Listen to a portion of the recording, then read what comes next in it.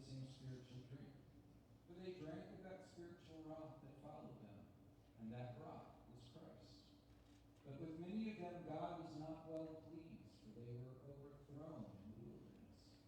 Now these things were our examples, to the intent we should not lust after evil things, as they also lusted. Neither be ye idolaters, as were some of them, as it is written, the people sat down to eat and drink, and rose up to play. Neither let us commit fornication, as some of them committed, and fell in one day 23,000. Neither let us tempt Christ, as some of them also tempted, and were destroyed of serpents. Neither murmur ye, as some of them also murmured, and were destroyed of the destroyer. Now all these things happened unto them for ensamples, and they are written for our admonition, on whom the ends of the world are come. Wherefore let him that thinketh he standeth take heed lest he fall. Primera de Corintios 10, desde el versículo 1, dice la palabra de Dios. Porque no quiero que ignoren, hermanos, que todos nuestros padres estuvieron bajo la nube y todos pasaron por el mar. En Moisés todos fueron bautizados en la nube y en el mar. Todos comieron el mismo alimento espiritual y todos bebieron la misma bebida espiritual, porque bebían de una roca espiritual que los seguía. La roca era Cristo. Sin embargo, Dios no se agradó de la mayor parte de ellos y por eso quedaron tendidos en el desierto. Estas cosas sucedieron como ejemplo para nosotros, a fin de que no codiciemos lo malo como ellos lo codiciaron. No sean pues idólatras, como fueron algunos de ellos, según está escrito. El pueblo se sentó a comer y a beber, se levantó a jugar. Ni forniquemos, como algunos de ellos fornicaron, y en un día cayeron 23,000. Ni provoquemos al Señor, como algunos de ellos lo provocaron, y fueron destruidos por las serpientes. Ni murmuren, como algunos de ellos murmuraron, y fueron destruidos por el destructor. Estas cosas le sucedieron como ejemplo, y fueron escritas como enseñanza para nosotros, para quienes ha llegado el fin de los siglos. Por tanto, el que cree que está firme, tenga cuidado, no sea que caiga. Amén. Oremos. Padre, te damos gracias por tu palabra y ahora, Señor, pedimos tu bendición para la predicación de tu palabra y para aquellos que van a oír tu palabra, Padre Santo. Gracias por este día y por tus bondades en el nombre de Jesús. Amén.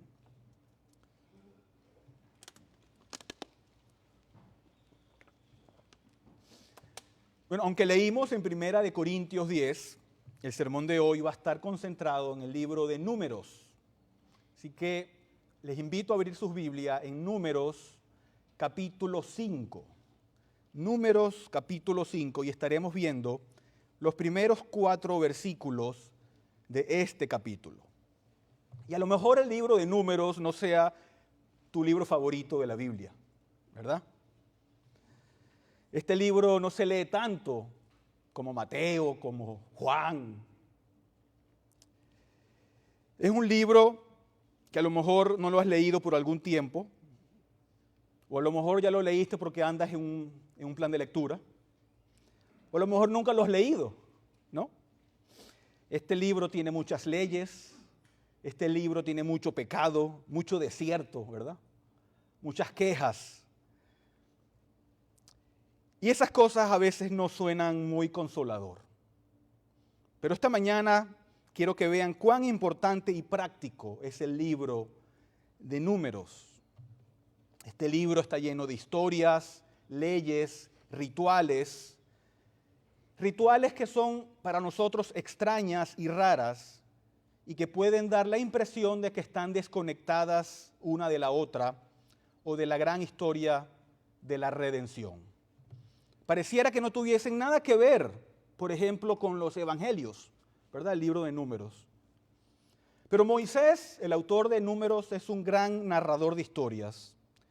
Y las leyes, los procedimientos, los rituales sí están conectados a la historia con una lógica divina, la cual nos explican cosas que debemos saber acerca de Dios. Cosas que debemos saber también sobre nosotros mismos y cosas que debemos saber acerca de nuestro Salvador. Y como leímos en 1 Corintios 10, Pablo nos dice que estas cosas en el desierto se relatan, sucedieron y fueron escritas ¿para qué? Para nosotros. Lo que quiere decir que Números es un libro para nosotros. Es un libro cristiano que nos ayuda en nuestra vida espiritual, tanto como los evangelios del Nuevo Testamento. Es tan palabra de Dios, es tan inspirado por Dios como Mateo o como Efesios o como Romanos. Las leyes en Números, aunque no estén vigentes el día de hoy, nos ayudan y nos enseñan a cómo vivir de una manera que sea coherente con el carácter de Dios y el Evangelio. Y lo que quiero que veamos es, en el capítulo 5, vamos a leer los primeros 4 versículos. Los primeros 4 versículos de Número 5 dicen: Y el Señor le dijo a Moisés: manda a los israelitas que echen del campamento a todo leproso, a todo el que padece de flujo y a todo el que es inmundo por causa de un muerto. Ustedes echarán tanto a hombres como a mujeres. Los echarán fuera del campamento para que no contaminen su campamento donde yo habito en medio de ellos. Y así lo hicieron los israelitas y los echaron fuera del campamento, tal como el Señor había dicho a Moisés. Así hicieron los israelitas.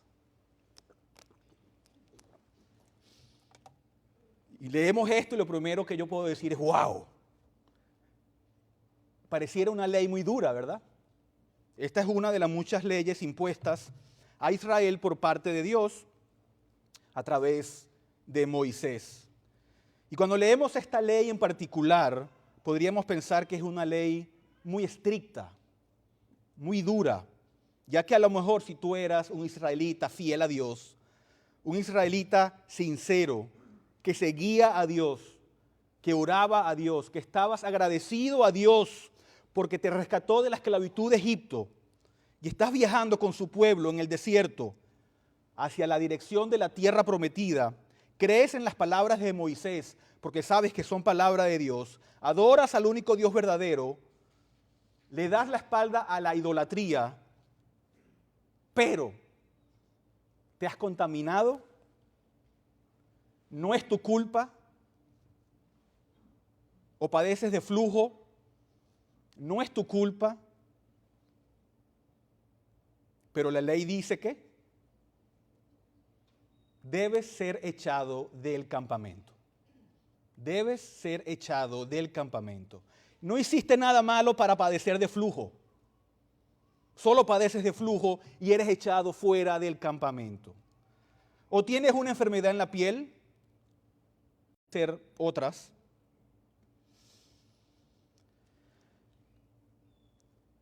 ¿Y qué pasa? Tienes que ser echado del campamento. No es tu culpa. Es como contagiarse de la gripe o hoy en día de COVID-19. No es tu culpa, pero eres y debías ser echado fuera del campamento. No hacerlo, ¿qué sería? Pecado. Sería desobedecer a Dios. O tenías contacto con alguien con alguna enfermedad en la piel, o a lo mejor alguien que tú amas muere y tienes contacto con el cadáver de tu ser querido y debías ser echado del campamento. Parece duro, ¿verdad? Parece duro. Es como si Dios no fuera muy compasivo o como si Dios no fuera muy sensible, como si no fuera bondadoso. Pero ¿por qué esta ley? ¿Por qué Dios impondría una ley tan dura que pareciera tan poco sensible a su pueblo, que supuestamente Él los ama como para liberarlos de la esclavitud de Egipto? ¿Qué es lo que Dios nos quiere enseñar con esta ley? Bueno, hoy les traigo 3 propósitos que aprendemos de estas leyes. 3 propósitos que aprendemos de estas leyes. Primero, estas leyes tienen un propósito práctico. Estas leyes tienen un propósito práctico. El pueblo de Israel, por ejemplo, no tenía antibióticos como tenemos nosotros hoy en día. El pueblo de Israel no tenía la enorme bendición, la enorme bendición que tenemos hoy en día del asombroso avance de la medicina moderna, el cual es parte de la gracia común de Dios a toda la humanidad. El tener contacto con una terrible enfermedad en la piel o con un cadáver o de padecer de flujo tenía el potencial de producir una epidemia en toda la población. ¿Verdad? Y todos sabemos de eso muy bien hoy en día con el coronavirus. Imagínense un campamento de alrededor de 2 millones de personas en el desierto y que alguien tenga una enfermedad contagiosa y estuviera dentro del campamento. Eso hubiera contagiado y matado a decenas de miles de personas. Así que la única manera de tratar con eso era echando al enfermo del campamento. Y tan duro como pueda parecer el enviar a un ser querido fuera del campamento, Dios en su cuidado pastoral está salvando a miles de personas de padecer de la misma enfermedad al enviar a estos con estas enfermedades fuera del campamento. Eso es práctico. Es lo que ha pasado hoy en día con el coronavirus. ¿Qué hace cuando alguien se contagia? Lo aíslan, ¿verdad? ¿Para qué?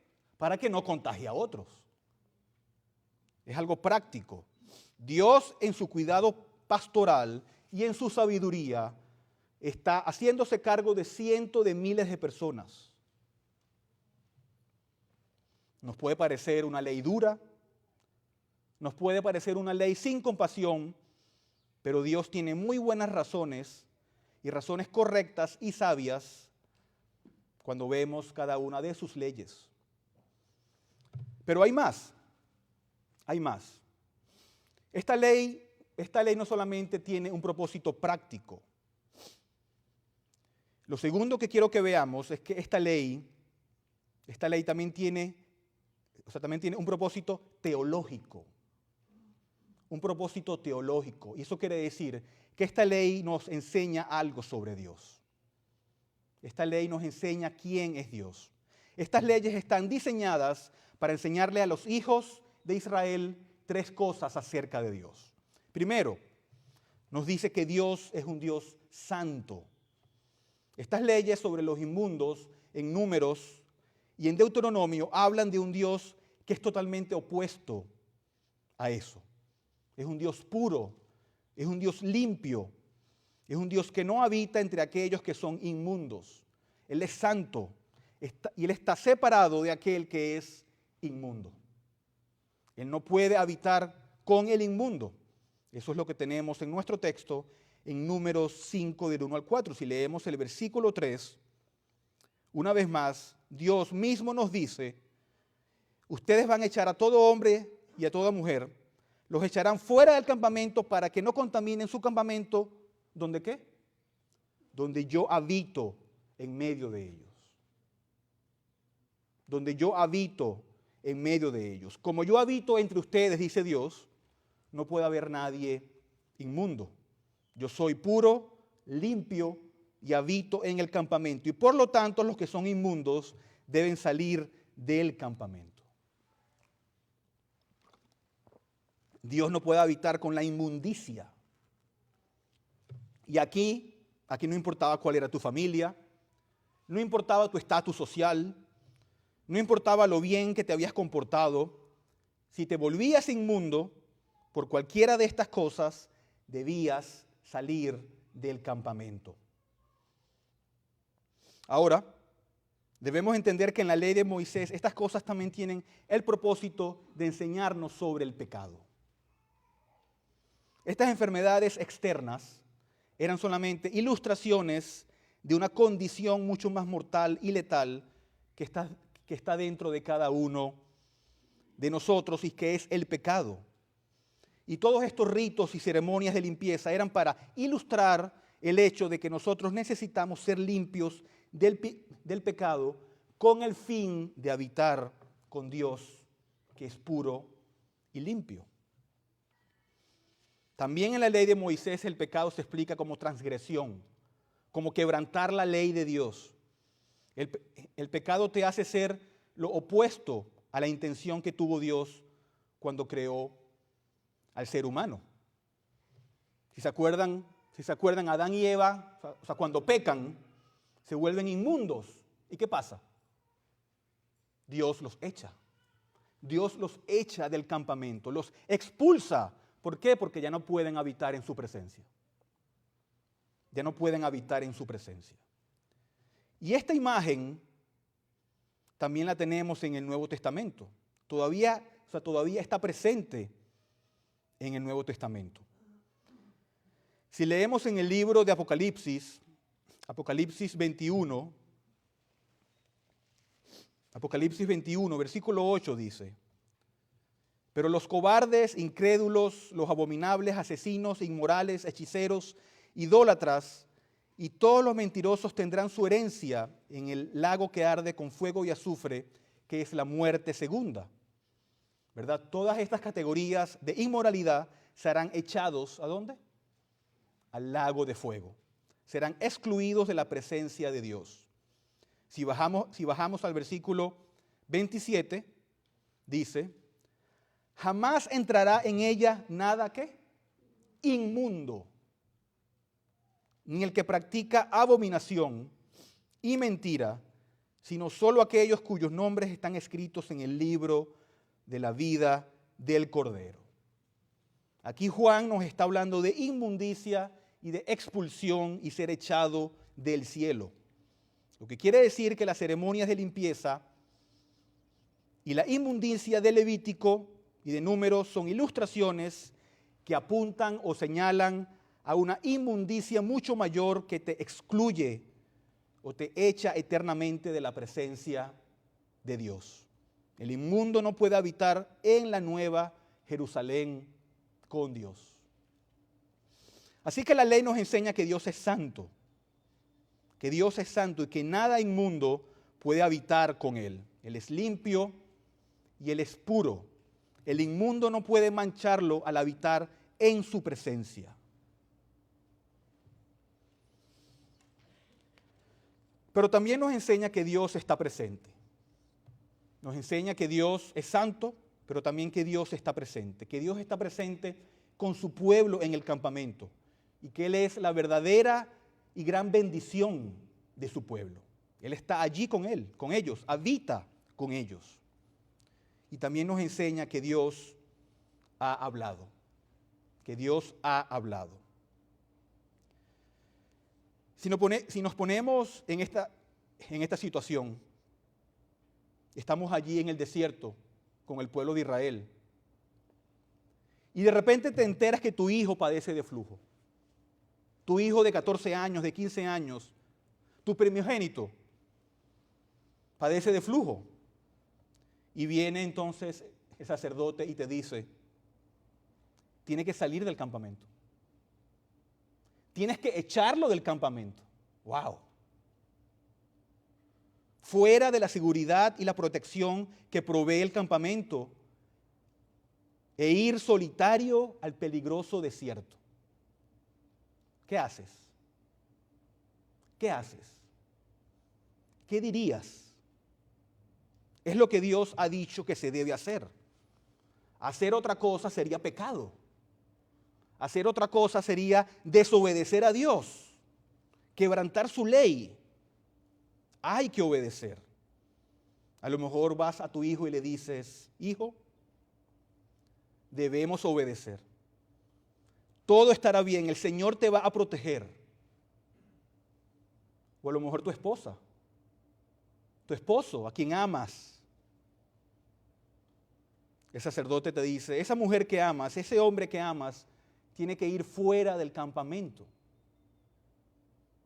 Y todo tu ser te dice: ¿por qué? ¿Por qué ella? ¿Por qué él? Pero el texto nos dice: y así lo hicieron los israelitas. Los echaron fuera del campamento, tal como el Señor había dicho a Moisés. Así lo hicieron los israelitas. ¿Y tú qué hubieses hecho? ¿Hubieses obedecido la palabra de Dios? Si fuera tu hijo, tu esposa, tu esposo, tu mejor amigo, ¿obedeces a Dios? Y eso es lo que pasa cuando vamos a la Biblia y leemos la Biblia y nos encontramos con cosas que contradicen nuestras voluntades.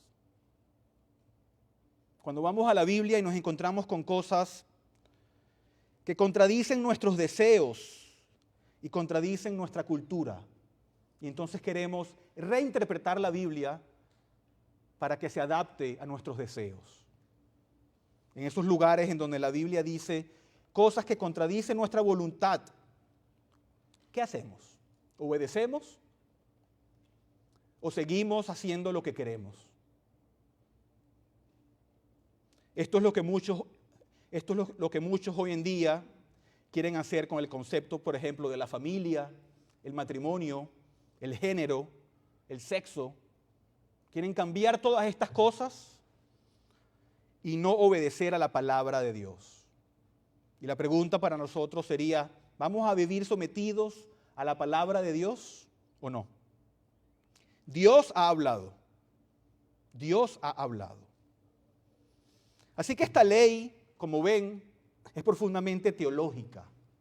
Nos enseña algo sobre Dios, que Él es santo, que Él está presente con su pueblo y que Él ha hablado y hay que obedecerlo. Pero quiero que vean cuán amplia es esta ley. Quiero que vean cuán contagioso es esto. Vayamos un momento a Levítico 15. Levítico capítulo 15.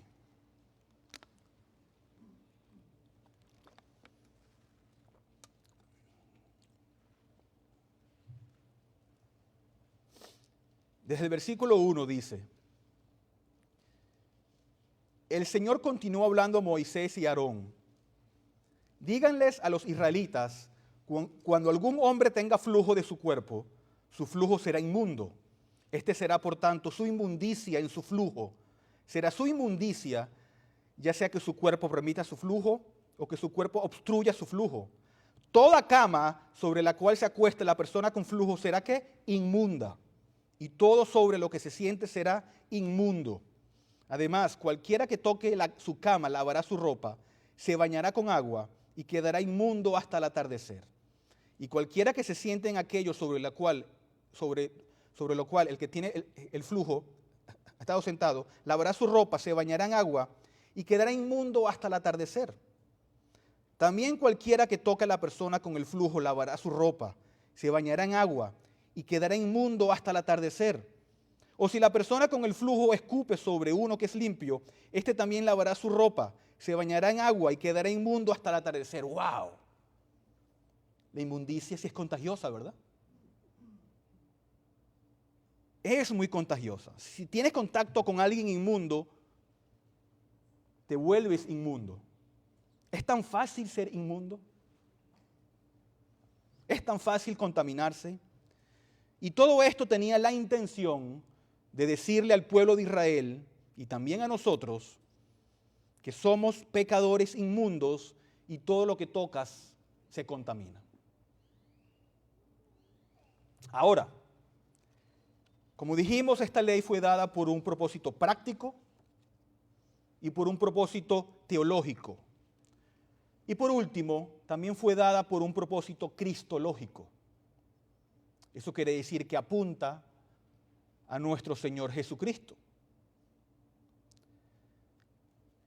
Si recuerdan en el libro de Lucas 24, 27, en el camino a Emaús, dice: comenzando por Moisés y continuando todos los profetas, les explicó lo referente a él en todas las escrituras.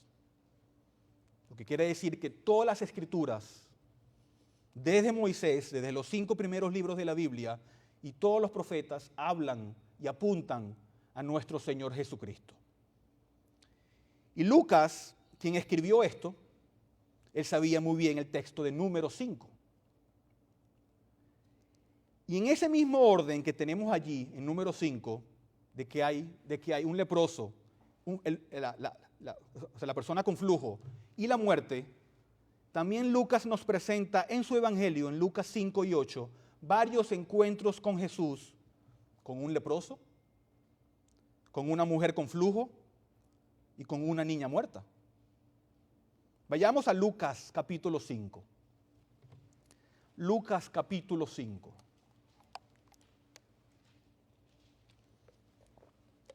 Y tengan muy presente lo que leímos en número 5 cuando leamos esto. Lucas capítulo 5, versículo 12,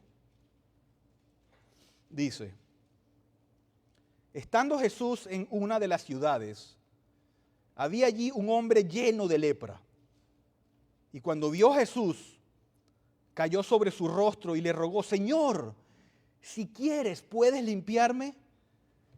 Y tú dices, ¿qué hace esta persona aquí? ¿No debía ser echada fuera del campamento? Claro, debía estar alejado de todos. Ahora mira cómo reacciona Jesús. Extendiendo Jesús la mano, y si tú fueras un judío allí, le dices, no, Jesús, te vas a contaminar si lo tocas, ¿o no? Porque será la ley. Te vas a contaminar y hay que echarte fuera del campamento. Extendiendo Jesús la mano, lo tocó diciendo, quiero, sé limpio. Y al instante la lepra lo dejó. ¡Wow! Jesús toca al hombre inmundo y algo maravilloso pasa. Jesús no se vuelve inmundo. El hombre se hace limpio. ¡Wow! Lucas nos está diciendo que Jesús puede hacer lo que las leyes ceremoniales no podían hacer, porque tú puedes leer todo Levítico y ¿sabes lo que no te dice? No te dice cómo una persona puede ser limpia. Te dice lo que el sacerdote debe hacer cuando una persona es limpia, pero no te dice cómo esa persona puede ser limpia. ¿Por qué? Porque nadie puede hacer limpio a nadie, solo Jesús. Nadie puede hacer a alguien limpio sino Jesús. Así que toca a ese hombre con lepra y Jesús no se vuelve inmundo, sino que el hombre ahora es limpio. Ese es nuestro Salvador. Vayamos ahora a Lucas 8. Lucas 8. ¿Ven qué tan importante es ver el Antiguo Testamento? Lucas 8, versículo 40. Cuando Jesús volvió, la multitud lo recibió con gozo porque todos lo habían estado esperando. Entonces llegó un hombre llamado Jairo, que era un oficial de la sinagoga. Cayendo a los pies de Jesús, le rogaba que entrara a su casa porque tenía una hija única, como de 12 años, que estaba al borde de la muerte. Pero mientras él iba, la muchedumbre lo apretaba. Y una mujer, oigan, que había tenido un flujo de sangre por 12 años y que había gastado en médicos todo cuanto tenía, sin que nadie pudiera curarla, se acercó a Jesús por detrás y tocó el borde de su manto. Y entonces todos los judíos, no lo toques, lo volverás inmundo. Pero dice, y al instante cesó el flujo de su sangre. Al instante. Jesús no se vuelve inmundo, sino que la mujer es hecha limpia porque Jesús hace lo que las ceremonias no pueden hacer. Y Jesús preguntó, 45, ¿quién es el que me ha tocado? Mientras todos lo negaban, Pedro dijo, y los que con él estaban, Maestro, las multitudes te aprietan y te oprimen. Pero Jesús dijo, alguien me tocó, porque me di cuenta de que había salido poder de mí. Al ver la mujer que ella no había pasado inadvertida, se acercó temblando y cayendo delante de él, declaró en presencia de todo el pueblo la razón por la cual lo había tocado y cómo al instante había sido sanada. Y él le dijo: hija, tu fe te ha sanado, vete en paz. Entonces Jesús toca a un leproso y se limpia. Jesús toca a una mujer con flujo y se limpia. Jesús hace lo que las ceremonias no pueden hacer. Versículo 49. Mientras Jesús estaba todavía hablando, vino alguien de la casa de Jairo, oficial de la sinagoga, diciendo: tu hija ha muerto, no molestes más al maestro. Pero cuando Jesús lo oyó, le respondió: no temas, cree solamente y ella será sanada. Al llegar Jesús a la casa, no permitió que nadie entrara con él, sino solo Pedro, Juan y Jacobo. Y el padre y la madre de la muchacha, todos la lloraban y se lamentaban, pero él dijo: no lloren, porque no ha muerto, sino que duerme. Y se burlaban de él, sabiendo que ella había muerto. Pero él, tomándola de la mano, ¿qué pasaba si tocabas a alguien muerto? Te contaminas. Pero él, tomándola de la mano, clamó diciendo: niña, levántate. Entonces le volvió a ella su espíritu y se levantó al instante. Y Jesús mandó que le dieran de comer. Sus padres estaban asombrados, pero él les encargó que no dijeran a nadie lo que había sucedido. ¡Wow! Jesús la toca y él no se vuelve inmundo, sino que ella vive. Este es el mediador que puede hacer cosas que Moisés no podía hacer. Los sacerdotes no podían hacer. Cosas que los sumos sacerdotes no podían hacer. Él puede tocar a leprosos, a personas con flujo, a muertos, y no se vuelve inmundo, sino que hace limpio a todos. Este es el Hijo de Dios hecho carne, el único mediador entre Dios y los hombres. Dice: nosotros tenemos un altar del cual no tienen derecho a comer los que sirven en el tabernáculo. O sea que nuestro altar es mejor. Porque los cuerpos de aquellos animales cuya sangre es llevada al santuario por el sumo sacerdote como ofrenda por el pecado, son quemados ¿dónde? Fuera del campamento. ¿Por qué? Porque eran inmundos, porque llevaban el pecado de aquel que lo ofrecía. Por lo cual, también Jesús, para santificar al pueblo mediante su propia sangre, padeció ¿dónde?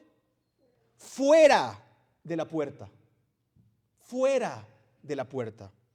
Así pues, salgamos a su encuentro fuera del campamento, llevando su oprobio. ¿Cómo es que Jesús toca al inmundo? ¿Cómo es que el puro, impecable Hijo de Dios toca al inmundo y lo hace limpio? Bueno, el autor de Hebreos está comparando a los sumos sacerdotes del antiguo pacto con Jesús, que es el sumo sacerdote del nuevo pacto. El sumo sacerdote estaba, o sea que normalmente en el lugar santísimo rociaba sangre y expiaba el pecado del pueblo. Y eso fue exactamente lo que Jesús hizo por nosotros. Segunda de Corintios 5:21 nos dice: al que no conoció pecado, por nosotros lo hizo pecado, para que nosotros fuésemos hechos justicia de Dios en él. Y en Gálatas 3:13, Cristo nos redimió de la maldición de la ley, hecho por nosotros maldición, porque está escrito: maldito todo el que es colgado en un madero. Y fue condenado según la ley a morir fuera de la puerta de la ciudad. En Juan 19, 17 y 18 dice: y él, cargando su cruz, salió al lugar llamado de la Calavera, y allí le crucificaron, y con él a otros dos, uno a cada lado, y Jesús en medio. Fuera de la puerta de la ciudad de Jerusalén, Jesús pagó por nuestros pecados, sufriendo la agonía del infierno. Por eso Él dijo: Dios mío, ¿por qué me has desamparado? Me han echado fuera del campamento, para que todos aquellos que están en Él entren al campamento. Por medio del derramamiento de su sangre, Jesús quitó el pecado de su pueblo y lo santificó. ¿No es eso maravilloso? ¿No es eso maravilloso? Jesús llevó el castigo, llevó nuestra inmundicia en su cuerpo y fue castigado por nuestros pecados.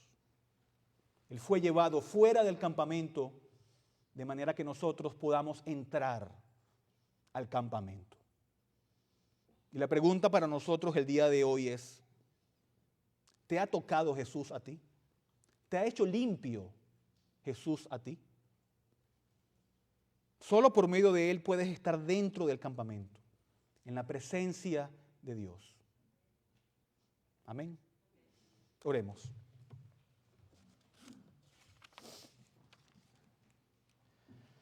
Gracias, Señor, te damos por tu palabra y por todas las cosas prácticas que también podemos aprender aún de estos libros del Antiguo Testamento que nos enseñan cosas valiosas, que apuntan a nuestro Salvador y que nos enseñan aún más quién es Él. Oh Padre, ayúdanos a considerar todas estas cosas. Ayúdanos, Padre, a confiar solamente en la obra salvadora de nuestro Señor Jesús. Y estas semanas que vienen, en donde se recuerda aún más esa muerte perfecta en la cruz, ayúdanos, Padre, a buscar la santificación. Ayúdanos, Señor, a acercarnos a ti, a que tú nos toques y nos limpies de la lepra espiritual que es el pecado. Que tú seas con nosotros en cada momento, Señor. Ayúdanos a vivir vidas que sean siempre de acuerdo al Evangelio y vidas dignas de tu palabra, Señor.